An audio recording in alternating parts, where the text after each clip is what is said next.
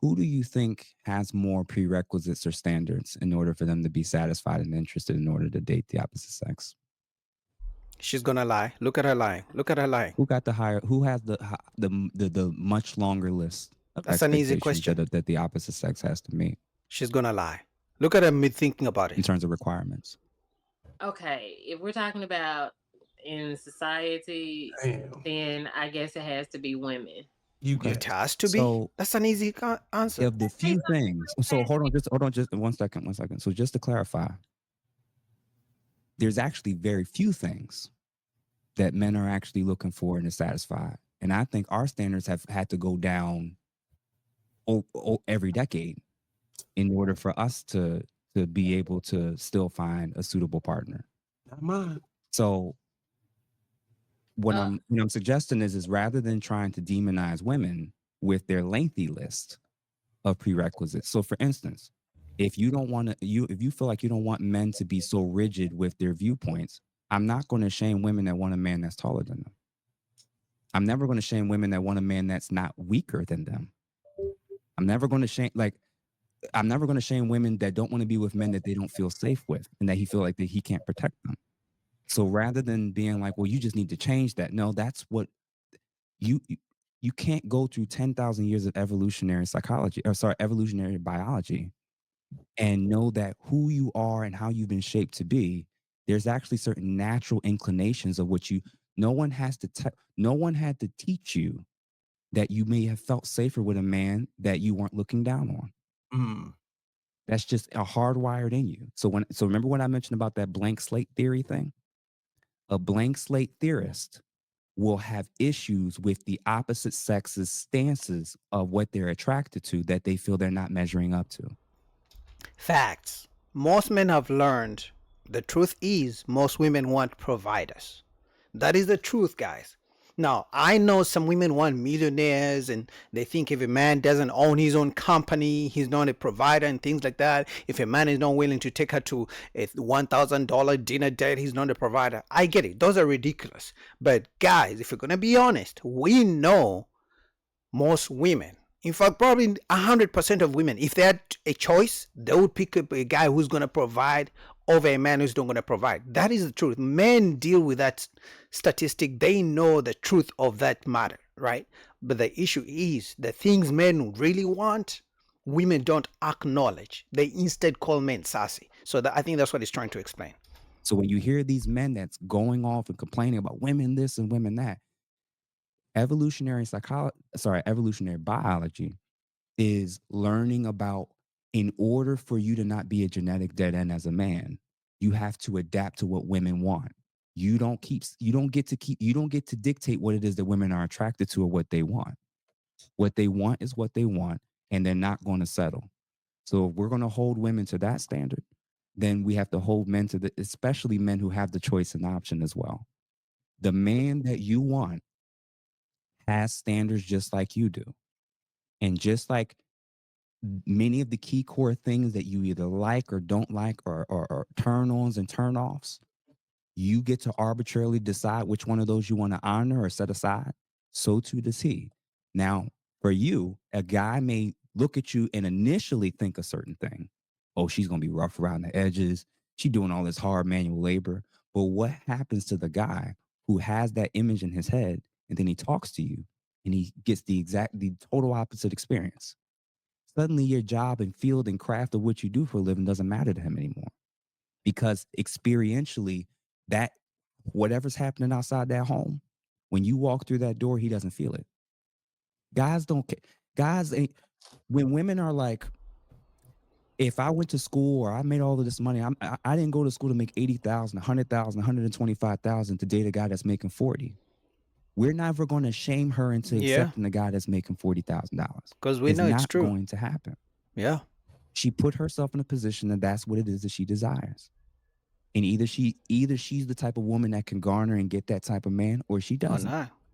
That's true. Just because she makes $1 million, it's not guaranteed that she's gonna get a man who makes $1 million or more.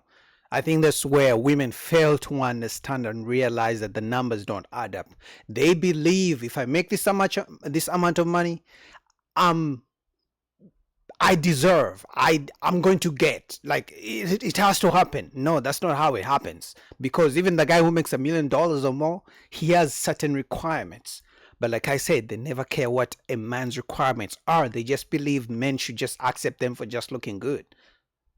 If he's the type of man that's saying, I want a woman that's feminine, soft, uh, respects my leadership, displays submissiveness at times, and works well with me and is on my program, are you the type of guy that can get that out of women, regardless of what she does for a living?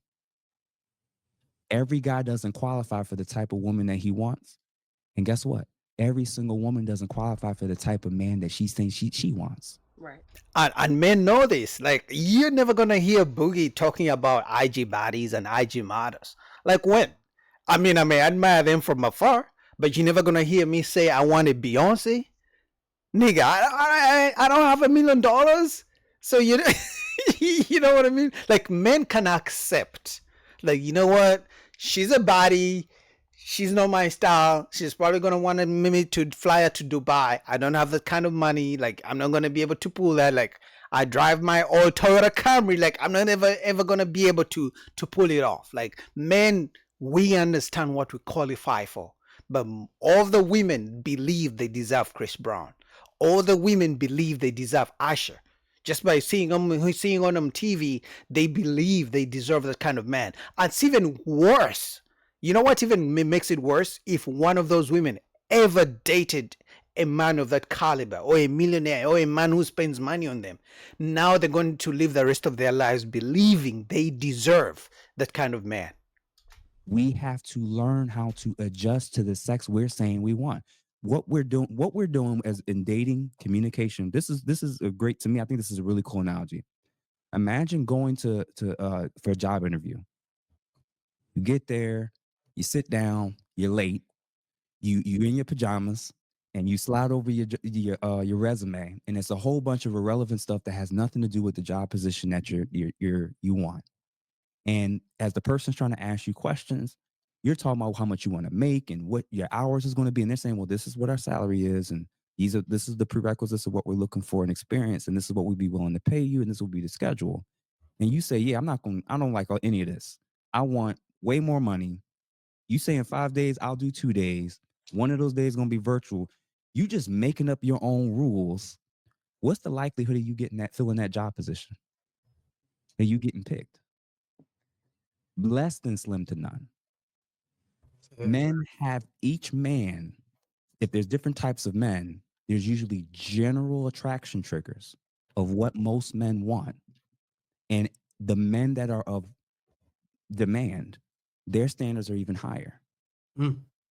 So I'll give you an example on my end.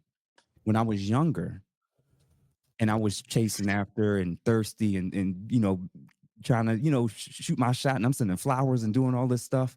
And sometimes it worked and sometimes it didn't. I said, man, this is a hell of a lot of effort. By the time I got to 30, things were a little bit different. And when I was on a dating app, I was a BLK Black. I had flew to Atlanta for 2-hour layover, and then I flew to Chicago and landed. When I flew to Atlanta, 2 hours, turned my phone on real quick, turned it back off, didn't check the app, got to Chicago. The 2 hours I was in Atlanta to the half hours I was in Chicago till I got in my cousin's car when she picked me up from the airport, it was 72 to 74 women that had matched with me or initiated contact with me after 2 hours in 2 different cities. That's you a don't lot. get to dictate anything to me. The other 69 women I can choose. That's the dating market. So if there's nothing else I'm going to say tonight that's going to be helpful, if we understand the opposite sex better, we'll move different. In the global dating market, we ain't worried about America, in the global dating market, in terms of desirability, it's white men at the top. It's black men number 2. It's Hispanic men number 3 and Asian men number 4. In terms of desirability, in terms of all the data and stats that they're collecting, in terms of marriages, in terms of sex, access to sex, and the dating app data. Black men swear nobody else wants black women swear nobody else wants black men. Black women swear they're the only ones who want black men, and they swear they're the best option for black men. In fact, if a black man chooses a white woman and he says, you know, I chose this white woman because she's gonna give me peace, black women are like, no, that's wrong. Come deal with me with my bad attitude. They swear they're the best thing to black men. Black men are second. Asian men are last. Asian women don't want Asian men in math. On the flip side, depending on the stat, depending on the data, number one is either Asian women or white women, depending on the study. And then number 3 is Hispanic women, and then last is black women. You just crucified yourself. It's not crucified, and I'll tell you why. They don't like that. The reason why I'm saying it in that Look at her face and breaking it down in that way is a lot of this animosity that we're having with each other, black men and black women in this country. Africans don't see us as a part of their tribe. Jamaicans don't see us as a part of their tribe. There are no other groups that do. So if globally we should be one tribe, you are the least desired.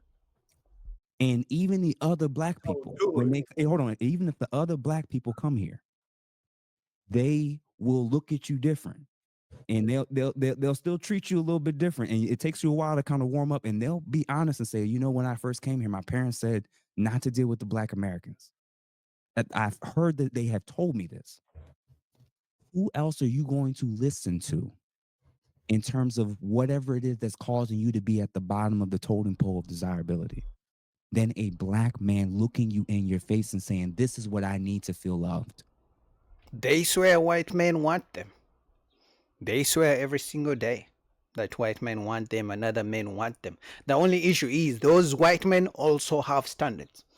Like, they would talk crazy to a black man, but they would never talk crazy to a white man. They believe the black man should deal with their ratchet, loud, ghetto, snap fingers, snatch souls and BS like that. But white men have standards too. You know what I mean? Like, those other men need to approach them. But this brother was cooking. You guys told me to review it. I had to go through it. What do you guys think? Shout out to Lapif. Link down below to the full video.